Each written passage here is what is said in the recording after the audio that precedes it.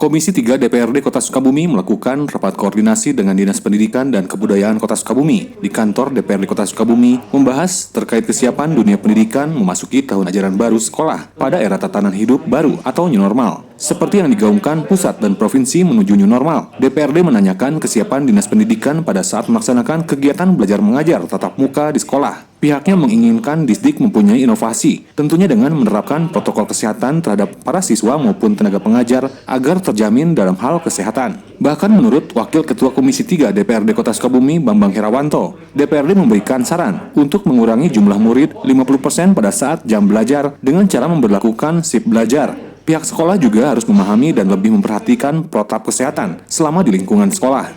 Yang paling utama saat kita mengundang Dinas Pendidikan itu adalah dalam rangka menghadapi new normal. Karena kita pahami bahwa di pusat sudah mulai digaungkan tentang new normal, dan sementara di Provinsi Jawa Barat pun sudah mulai juga. Nah, artinya apalagi untuk Kota Sukabumi yang katanya masuk zona biru. Nah, tentunya dalam rangka menuju new normal itu kita harus melihat kesiapan sejauh mana dalam konteks sekolah-sekolah pada saat nanti melaksanakan pendidikan belajar mengajar tatap muka. Nah, kita ingin bahwa di sana ada model-model inovasi yang tentunya menerapkan protokol kesehatan sehingga siswa-siswa ini terjamin dalam kegiatan belajar mengajarnya, tapi juga kesehatannya. Sementara Kepala Dinas Pendidikan dan Kebudayaan Kota Sukabumi, Nike Siti Rahayu, mengatakan bahwa pihaknya sudah menyiapkan panduan jika dilakukan proses belajar mengajar apabila tatap muka diberlakukan, termasuk membentuk tim untuk penanganan COVID-19 yang formulasinya sedang digodok di Dinas Pendidikan. Kalau seandainya akan dilakukan proses pembelajaran tatap muka, bagaimana?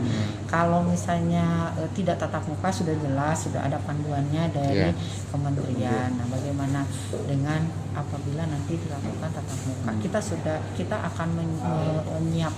akan menyiapkan panduan. Yang pertama adalah proses belajar mengajar manakala tatap muka. Yang kedua, penanganan batasan penularan COVID-nya bagaimana, misalnya membentuk tim atau apa ya, tidak, kalau gugus tugas kan hanya sampai ke kelurahan. Di sana bagaimana nanti apa namanya kita juga belum tahu.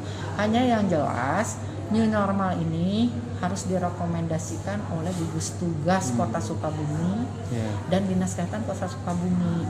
Jadi walaupun secara nasional tetap kita harus ada rekomendasi dari gugus tugas dan Dinas Kesehatan Kota Sukabumi.